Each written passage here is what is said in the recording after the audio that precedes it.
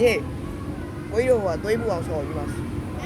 သွေးပူအောင်ဆော်ကြမယ်လေအဲ့ဒါကြမှာပို့ပြီးတော့ဆော်လို့ကောင်းတယ်ဟုတ်တယ်သွေးပူအောင်ရေးနေတယ်ပြီးလို့ချင်းဟိုအခုံးမယ်နော် travel လေးအဲ့ထဲမှာပတ်ပြီးလို့ရတယ်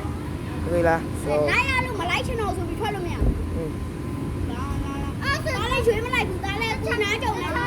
အေးမလုံးနဲ့လို့ဒီကမှာဆော်ရင်တော့သူတို့မင်းမဖွဲ့ရင်တို့ဘာတို့ဘာချင်းပါလိမ့်မယ်မင်းတို့ကောင်းနေရလဲကွာမင်းမသိရင်မင်းကဂေးလိုလိုဘာလိုလိုညာလိုလိုလက်တွေညောင်းနေမှာကိုကိုကြီးကို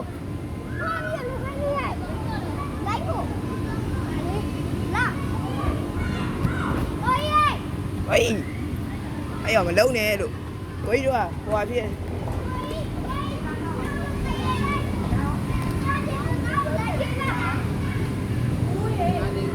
အားသေးဘူးလုံးနေအားသေးဘူးတို့ကလုံးနေရတာညီတို့အေးကူလာပြီနော်